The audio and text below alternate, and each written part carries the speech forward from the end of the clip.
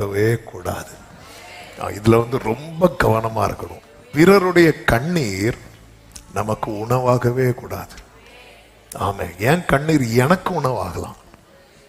ஆமா, இன்னொருத்தங்களை அள வச்சுட்டு நான் சாப்பிடுறேன் அப்படின்னா அது அது அது அது ஜீரணிக்காது.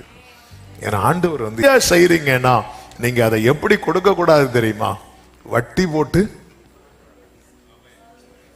ஒரு 1.5 ஆமேன் வருது, வட்டி எப்படி கொடுக்க கூடாது. அது நம்மளை, ஏன்னா தேவன் கிரியை செய்வதற்கு நம்ம எந்த சரி நீ வச்சுக்கோ வெளியே அவங்க உங்ககிட்ட வட்டி வாங்கிட்டு இருப்பாங்க, அது உங்களுக்கு புரியாது. ஆமே, இந்த வட்டி போட்டு நாங்கெல்லாம் வட்டியெல்லாம் ஒண்ணும் இல்லை, சும்மா. ஆமே, இதுல அது ஹெல்ப்பா, நீங்க ஹெல்ப்பா பண்றீங்கன்னா அதுல என்ன போட்டிருக்க கூடாது? கொடுத்திருக்கிறீங்களோ அப்படி இல்ல, கொஞ்சம் ரொம்ப அமைதி ஆயிட்டீங்க. ஆமே, இதுல இருந்து யதார்த்தமானதை சொல்லிடணும். அதனால ஏன்னா ஆன்லைன்ல நிறைய பேர் பாக்குறீங்க, அதனால சொல்ல நம்ம கொடுத்ததெல்லாம் கொடுத்துட்டு, ஆனா அதுல நம்ம வட்டியும் சேர்த்து போட்டு கொடுக்கறது பைபிள் அது அக்செப்ட் பண்ணல. ஆமே, அல்லேலூயா, ஆமே. எனவே நீங்க அப்படிப்பட்ட காரியம் யாராவது செய்யறீங்கனாலும் தயவு செய்து அதை ஸ்டாப் பண்ணிருங்க. ஆமே, அதாவது நம்மள சிலர் பண்ணிட்டு இருக்கும் போதே ஆண்டவருக்குள்ள வர ஆரம்பிச்சிட்டார். ஆண்டவருக்குள்ள நல்ல ஆண்டவரோட ஊழிய காரியத்துல எல்லாம் ரொம்ப ஈடுபட்டு ரொம்ப இருக்கும்போது ஆண்டவர்கிட்ட அவரே ஒரு பொருத்தனை பண்ணார். ஆண்டவரே, எனக்கு தெரியுது நான் பண்றது தப்பு அப்படின்னு, நான் பண்றது தப்பு ஆண்டவரே, நீங்க எனக்கு ஒரு நல்ல வேலை கொடுத்துட்டீங்கன்னா நான் இதை விட்டுறேன் ஆண்டவரே அப்படி சொல்லிட்டு பொருத்தனை பண்ணார். ஆண்டவர் அவருக்கு கவர்மெண்ட் ஜாபே கொடுத்துட்டார். கவர்மெண்ட் ஜாப் கொடுத்ததுக்கு அப்புறம் விடலை. ஏன்னா சில நேரத்தில் நம்ம வைக்கிற ஜாபம் இதெல்லாம் நடக்கவா போகுது, நடந்துட்டு கொடுத்ததுக்கு அப்புறம் விடலை இதுவும் பண்ணிட்டு இருந்தார். ஏன்னா இதுல நிறைய இன்கம் டெய்லி கையில பண புழக்கம் இருந்துட்டு இருக்கு. கவர்மெண்ட் ஜாப்னா மந்த்லி ஒரு அமௌண்ட் போட்டுட்டு இருப்பாங்க. ஒரு நாள் என்னாச்சுன்னா அவருக்கு திடீர்னு அவர் குளிச்சிட்டு இருக்கிறாரு. அவர் அறியாத ஒரு பலவீனம், ஒரு பயம் எல்லாமே அவரை பிடிக்க ஆரம்பிக்குது. அப்போ அப்படி குளிச்சிட்டு இருக்கும் போது அவர் பண்ண பொருத்தனை, ஆண்டவர்கிட்ட பேசினது, ஆண்டவர் பேசுறாரு, நீ கேட்ட, நீ பண்ண, நான் பொறுமையா இருந்தேன்.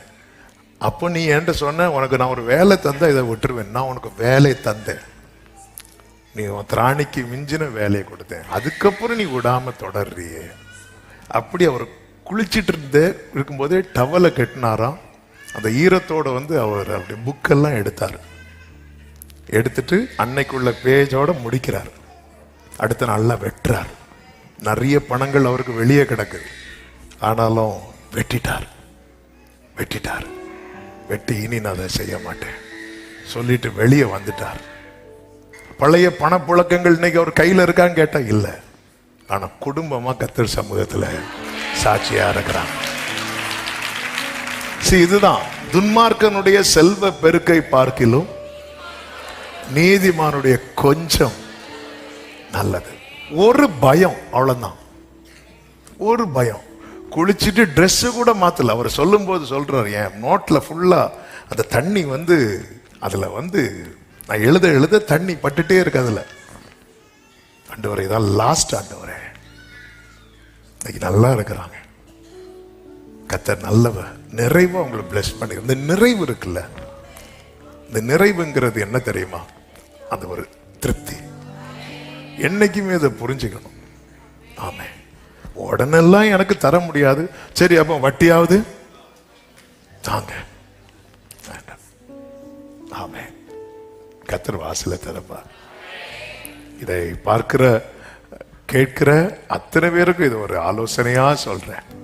கர்த்தர் உங்களை ஆசீர்வதிப்பாராக. ஆமேன்னு சொல்லுங்க. சிரிச்சிட்டு இருக்கிறார். இந்த சத்தத்தை கேட்கிற ஆமே சில உள்ளங்கள் இப்போ என்ன டெசிஷன் எடுக்கன்னு தெரியாம அப்படி திணறிட்டு இருக்கிறீங்க பாருங்க. உங்களுக்கு ஒரு செய்தி சொல்றேன், ஆண்டவர் உங்களை ரொம்ப நேசிக்கிறார். எனவே இன்னைக்கு பேசணும்னு நினைக்காத ஒரு காரியத்தை ஆண்டவர் பலிபீடத்துல இருந்து பேச வைத்திருக்கிறார். கர்த்தர் உங்களை ஆசீர்வதிப்பாராக.